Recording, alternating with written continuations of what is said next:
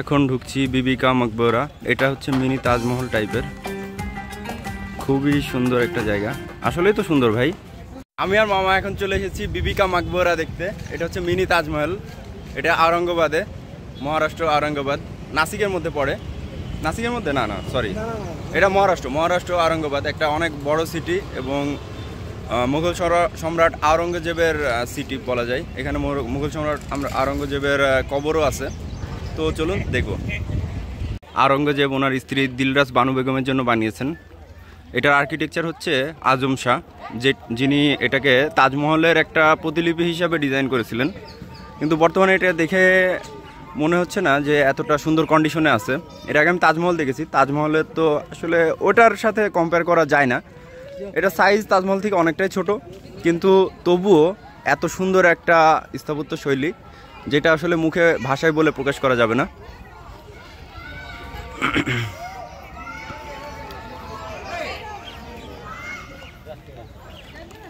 তো আমি এই জানুয়ারিতে আর কি তাজমহল দেখে ফেলেছি, যে কারণে আর কি এটা দেখে এতটা উচ্ছ্বসিত না। কিন্তু সামনে নাইম আছে, নাইম এটা দেখেই আর কি অনেক উচ্ছ্বসিত যে এত সুন্দর একটা স্ট্রাকচার। এখন আর কি ভিতরে যাব।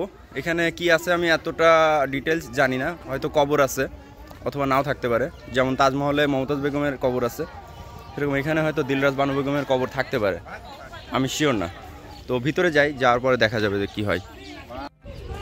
এখন ওয়েদারটা একটু মেঘলা, তবুও বিবি কা মকবরা দেখতে অনেক সুন্দর লাগছে। এখানে সবই যে হোয়াইট মার্বেল পাথর, মুঘলদের স্থাপত্য শৈলীর প্রধান জিনিসই ছিল হোয়াইট মার্বেল পাথর। মার্বেল পাথর দিয়ে এভরিথিং বানাতো। এখানে একটা পন্ড টাইপের হয়তোবা। আর ভিতরে যে জায়গাটা আছে, এখানে জুতো খুলে যেতে হবে, হয়তো মাজার আছে যেটা ধারণা করছিলাম। তো জায়গাটা খুবই সুন্দর, এত সুন্দর একটা জায়গা আসলে আমাদের বাংলাদেশি হিস্ট্রিতে এরকম টাইপের কোনো জায়গাই নেই। ইন্ডিয়ানরা হিস্ট্রিতে এত বেশি এনরিচ যে আপনার ঈর্ষা হবে যে আমাদেরও কিছু থাকতো।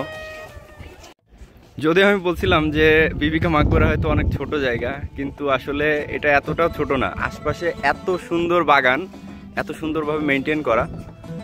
আর তাজমহলে যখন গেছিলাম এত ক্রাউডেড ছিল যে খুব বাজে লাগছিল, যে এত মানুষ আসলে ভাল লাগে না একটা জায়গায় আসলে। কিন্তু এখানে যথেষ্ট খোলামেলা জায়গা, মানুষও কম, ঘুরছি আর মনে শান্তি। এগুলো দেখতে আসলে মনে হবে যে মুঘল আমলে যদি আমি জন্মাতাম আর এদের এখানে যদি আসলে কি বলবো এই স্থাপনাগুলো তৈরি করার কাজেও নিয়োজিত থাকতাম তো ভালো হতো। অথবা এখানে ঘর মোছার কাজেও যদি থাকতাম, তাও এখানকার যে দৃশ্য এইগুলো আসলে ওই টাইমে আরও কত সুন্দর ছিল, এদের রুচি কত ভালো ছিল, এগুলো দেখলে বোঝা যায়।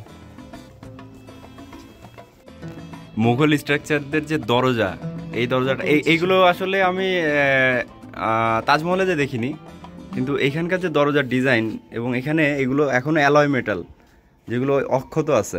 এটা হচ্ছে দিলরাস বানু বেগমের কবর। এখানে মানুষ টাকা পয়সা এগুলো দিয়ে যায়, আসলে মান্যত করে যারা। কিন্তু এটা আসলে ঠিক না, যদিও বিদাত, তবুও অনেকেই করে।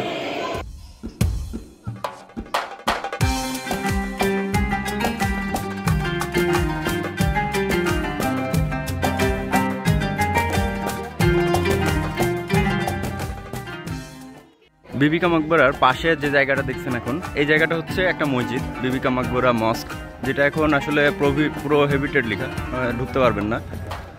হয়তো এখানে নামাজ এখন ওইভাবে হয় না, আগে হতো। তো আমাদের দেখা শেষ, এখন আমরা চলে যাচ্ছি। এটা ছিল এন্ট্রি এক্সিট পয়েন্ট, খুব সুন্দরভাবে বানানো একটা এন্ট্রি পয়েন্ট।